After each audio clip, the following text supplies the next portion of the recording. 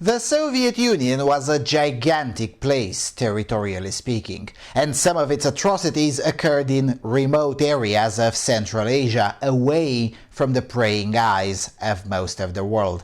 That is where I want to take my camera to in order to both gather more knowledge about the past, but also to see how have things evolved almost 30 years since the fall of the Leviathan. Well, that is, if you are willing to support such an effort. So, let's explore, hopefully.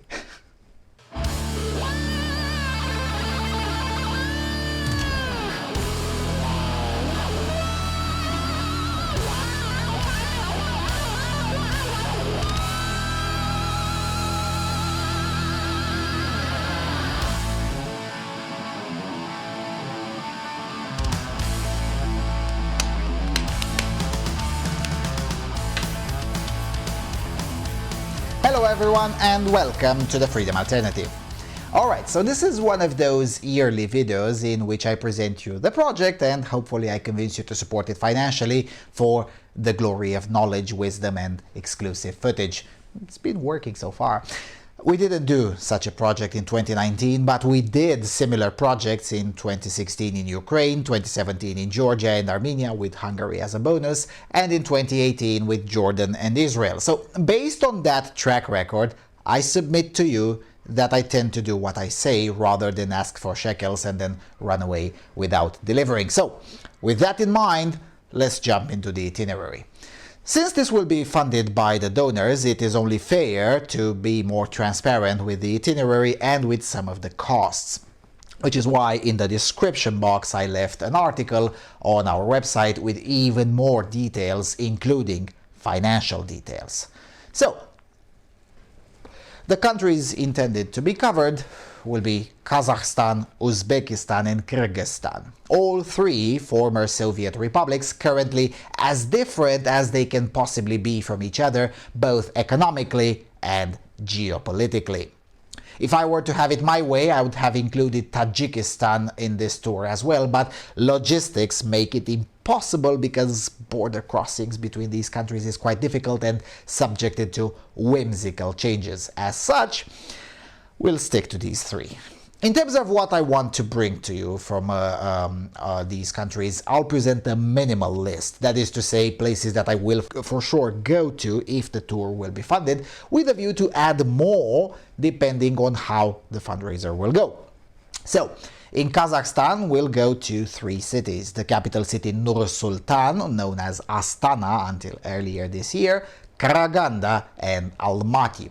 The capital city is on the list because that's where the cheapest way to fly into the area is, as there are daily low-cost flights from several airports in the Interbayou. In Nur-Sultan, perhaps the most spectacular thing to visit is the Baytrek Tower because it's huge and it's a good spot to get panoramic footage from. Allegedly, the military museum in Nur-Sultan is the most up-to-date from the whole former Soviet Union, and as a result, I will for sure want to go there, particularly for the post-communist artifacts, because it's very difficult to find reliable information online about how the military doctrines of the area changed once the USSR dissolved, and especially once the new elites of the countries altered or entirely changed their geopolitical outlook. Also in the capital city, hopefully I'll get to study a bit more of the recent economic history of Kazakhstan. Again, reliable information is hard to come by online, especially since the country has gradually renounced the use of Russian language in official stories, and the adoption of English is still quite sluggish. Being on the field narrows that gap quite a lot, and quite fast, so there's that. It doesn't sound a lot, but the plan includes only 2 full days in Nur-Sultan, so I'd prefer not to repeat the mistakes that I made in 2019 when I overcrowded my schedule and ended up ruining myself physically. Well, I'm exaggerating a bit, but still.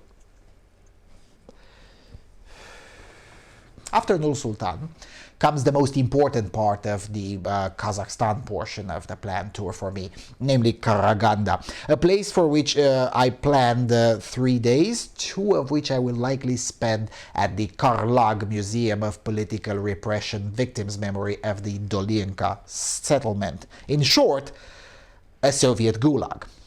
Both Karaganda as a city and the whole area, including the Dolinka settlement, are in and of themselves testimonials of what Stalinism meant in practice. The city has quite a few buildings that were erected using Gulag labor. The steppe around the Dolinka settlement is a giant mass grave separated between adults and children, and there were a lot of children that died in the area just because Stalin wanted so.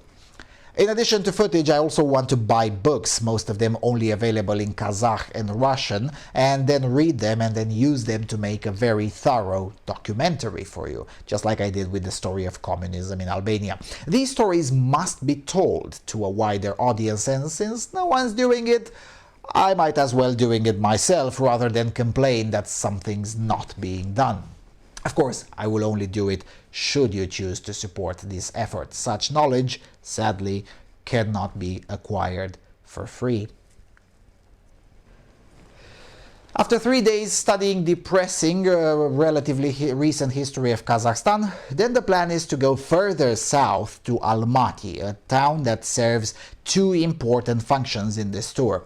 It has astonishing things to visit, and it is geographically conveniently placed to easily get to both Kyrgyzstan and Uzbekistan. Very close to Almaty, there are 2 places that are of importance for studying the pre-Soviet history of Kazakhstan.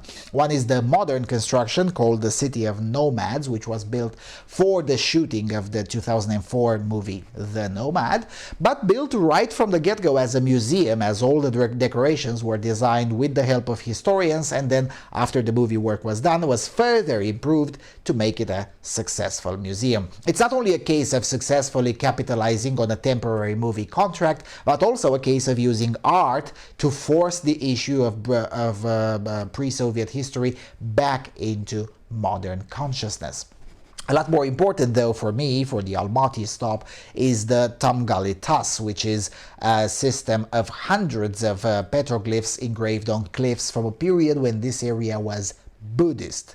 Nobody really knows why and how come this happened, but there are quite a few stories to be told from there nonetheless. It's pretty much like Petra, but with fewer tourists, less flashy and a lot less expensive, but in my opinion, equally fascinating. And it would be quite nice if I get to show them to you too and speculate a bit ourselves on what are those huge images of Buddha doing in southern Kazakhstan. So that's a week in Kazakhstan. Then, from Almaty, we will head using a good old marshrutka to Kyrgyzstan, specifically to the capital city, Bishkek. Now, in Kyrgyzstan, the point is to study most of its present rather than its past, simply because present-day Kyrgyzstan is absolutely fascinating. For some reason, and that's what I want to understand a bit better from the field, Kyrgyzstan has managed to become the only functional Western democracy in the whole area. But as with all of the other countries in the area, detailed information is incredibly limited because the Kyrgyz media doesn't broadcast too much in English or Russian. However, there are Russian language newspapers in the field, and in general, nothing beats direct visit in terms of accumulation of knowledge. Just like with Zimbabwe, from where I gathered more knowledge in 1 day than in 3 months of solo research on the internet, I expect the same in Kyrgyzstan as well. If time will allow, which does depend in part of the amount of financial support this tour will get from you, I will also take a short trip outside of the capital for a walk in the Ala-Arka National Park, from where I can gather some relatively spectacular footage, but no huge emphasis there because, as you all know, I like to know about the people and the civilization of the country I'm visiting. Natural landscapes kind of fail to impress me more often than not. It could be because I have enough of landscape diversity in my own country, and I've seen it all already. Anyway, also in Bishkek, there are a few Orthodox and Catholic churches that are quite nice and are, in my opinion, civilizationally relevant because Kyrgyzstan is a majority Muslim country that is indeed practicing Muslim and that also observes freedom of religion. Go a bit further south and you're suddenly in Islamabad. No freedom of religion for you there. So yeah, I'm thinking of 3 full days in Kyrgyzstan, of which 1 day will be to simply fact-check the things that I already know about the country and 2 days for gathering new raw knowledge. Hopefully I'll find some books in Russian or English about the modern-day political system in the country. Man, if you're studying political systems, you should go to Kyrgyzstan too. It's just fascinating. I really hope you will give enough shekels to make this tour viable, because the stories from Kyrgyzstan are invaluable for political operatives, really. And here comes the logistic problem that I was talking about. Because after Bishkek, I have to return to Almaty, Kazakhstan, and then from there take the train to Tashkent, the capital city of Uzbekistan. Now, Uzbekistan is a land of historical treasures, so the only limiting factors are money and time. Overall, I would prefer this tour to last less than 1 month. Nevertheless, 1 week is the bare minimum for this country. 1 week in which I will quite literally run from one place to another to get as much as possible, both in terms of footage and in terms of books, talking to people, and just basic raw knowledge. So, in the capital city there are quite a few things that I don't want to miss. First is the Moskva-style subway, which, unlike other places, does allow videotaping at will. Then, of course, is the Museum of Communist Repression, which, from what I'm reading on the internet, doesn't have information in other languages than Uzbek, but as usual, for a fee, someone will be willing to translate into Russian, so I will give it a try. Because reliable information on the effects of communism in Uzbekistan is something that is hardly available unless you're a top-tier academic with connections, and you know me, I'd like to disrupt that quite a bit. Anyway, also in Tashkent there is probably the most modern museum in Central Asia, namely the History Museum, with very detailed information on all chapters of Uzbek history from the pre-Islamic era all the way to the post-communist present. So, sure, as any museum in the world, it likely has limitations, but I will come out from there with more knowledge that will for sure make me sound smarter, and I'll compile the videos from where I compiled the videos from Uzbekistan to publish on this channel. Then, after Tashkent, comes the most important stop in the Uzbekistan part of the tour, namely the city of Samarkand, one of the oldest continuously inhabited cities in the world. Founded by the Persians and thoroughly documented since the 1400s BC, Samarkand has everything for those wanting to study not just Uzbek history, but really ancient world history. Located just a bit north from the historical Silk Road, Samarkand has been influenced by pretty much everyone, from ancient Greeks to the Chinese, to Russians, to Islamic conquerors, the Mongols of course, the Russian Empire, the Soviet Union, and so on and so forth. The old town, known as Registan, is now a UNESCO World Heritage Site, and most of it dates back to the 14th century Anno Domini, and that alone is reason enough to spend 2 or 3 days in Samarkand. In addition to Registan, there's also the Ulugh Observatory, the finest place of astronomy research in the whole Islamic world. Back in the days when the Islamic world was concerned with such things, of course, around 600 years ago. Surprisingly, most of the manuscripts survived, and today the observatory has been rebuilt and made into a museum, alongside with both Arabic and European printed works of Ulugh Beg himself, a Muslim mathematician and astronomer who, during his lifetime, made the city of Samarkand to be the de facto headquarters of Muslim culture. There's a lot to talk about this, and if you will fund this tour, I'll be able to tell you even more stories than I already know. Samarkand has been well taken care of thanks to tourist money, so knowledge is easily accessible in the field, so I do expect to come back slightly smarter from Samarkand. Finally, the last stop in Uzbekistan, end of the tour itself, will be the city of Bukhara, further west from both Tashkent and Samarkand. While less impressive than Samarkand, the city of Bukhara is also a gem of ancient history with plenty of old architecture and also the residence of most of the enlightened emirs from back in the days when Islam was open to knowledge, namely for instance, the Palace of Moon-like Stars, which again needs to be seen in order to further solidify the knowledge about that period.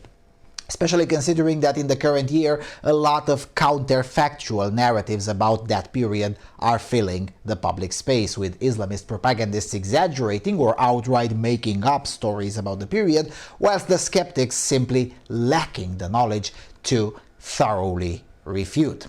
I'm hoping to fill in some of those gaps for the followers of this channel, really, and also for myself, of course. Also, while we're in Bukhara, I also need to show you one of the few mosques that is actually nice looking. There aren't many of those outside Iran, but Bukhara has at least 2 of them. Not surprising, given that it's a city founded by the Persians. I don't know why, but Persian mosques are distinctly nicer than all the others. Just like in our civilization, the Greek-influenced churches are distinctly nicer than all the others. I mean, once you see the Greek-influenced cathedrals, both Orthodox and Catholic, in Western Ukraine and Eastern Poland, you become less impressed by all the other churches. No hate, just facts. Anyway, after 2 days in Bukhara, then comes the trip backwards to Tashkent, and then Almaty, then Nur Sultan, and then back to the Intermarium. So the itinerary is basically like this: train to Budapest, flight to Nur Sultan, and then the order is pretty much like I said it earlier: Nur Sultan, Karaganda, Almaty, Bishkek, Almaty again, Tashkent, Samarkand, Bukhara, Tashkent again, Almaty, Nur Sultan, Budapest, and then train back home. The way I conceived the plan, the whole thing will take 25 days, of which 5 are basically time spent on the road. Now keep in mind that the distances are huge. Just between Karaganda and Almaty there are 1,000 kilometers in a country with subpar roads and Soviet-era trains. I will be using the train most of the time, except between Almaty and Bishkek, because that portion is poorly connected by train. Then there's another 800 kilometers between Almaty and Tashkent, and another 600 kilometers from Tashkent and Bukhara. I'll travel at least 5,000 kilometers in total through Central Asia, excluding the flight from Budapest to Nur Sultan. If I add that one too, and the train from my hometown to Budapest, we go way over 10,000 kilometers, or way over 6,000 miles. The minimum threshold for this tour to happen is $2,500 and detailed in the article below, and the total cost should be no more than $4,000. In reality, I expect to spend about $3,500, but as explained on the website, I insist to have an emergency budget because that's responsible and in accordance to the advice I also give to other people who travel to uncommon places. The plan is for the tour to take place sometime between July the 20th and August the 22nd, and it will last, as I said, 25 days. I'm giving these ballpark dates because there is no way to know exactly how the airliner schedule will be 10 or 11 months from now. Still, this means that plane tickets should be purchased no later than April 15th, 2020, because otherwise we go beyond the budget. As such, if the fundraiser doesn't reach to at least $1,500 by April the 10th, 2020, the tour is cancelled and all collected funds redirected to other projects. If the fundraiser doesn't reach at least $2,500 by July the 1st, 2020, the tour is cancelled and all collected funds redirected to other projects. Of course, if it will be 2,420 on July the 1st, of course it will be fine. But too much leeway downwards will lead to cancellation, because by July the 5th, most of the housing should be booked and paid for already. Anything beyond 4,000, as well as any remaining shekel after the tour, will be directed towards other projects or to fulfilling the wish list. I'm mentioning this beforehand just in case, though to be perfectly honest with you, I am reasonably confident that we can raise this amount in 7 months, so by April, without too much trouble. I mean, $4,000 is not a huge amount, but not a small one either. But for 10,000 plus kilometers and the amount of knowledge and stories, it's totally worth it, really. I will put a thermometer or something similar on the front page of the website with the state of the fundraiser, and I will update it regularly. Also, of course, I will nag you on this channel semi-regularly as well, just like I did with the previous fundraisers. Now, to prevent the question of why don't you use GoFundMe, the issue is pretty simple. GoFundMe is not available in my area, and it has higher fees than all the others. Also, GoFundMe is notorious for delays, and if all goes well, I need to start preparing physical cash 1 or 2 months ahead, because Kyrgyzstan and Uzbekistan aren't exactly modern banking friendly. As most of the planet, Central Asia is not a hipster area, but a very traditional one where physical cash is king. Besides, what do I do if someone gives me a donation in cash, in person? How do I put that towards GoFundMe? It's just too much of a headache, really. And given the tradition on this channel, which speaks for itself already, I will submit that proven track record is a better guarantee than a remote service with a whole bunch of problems of its own.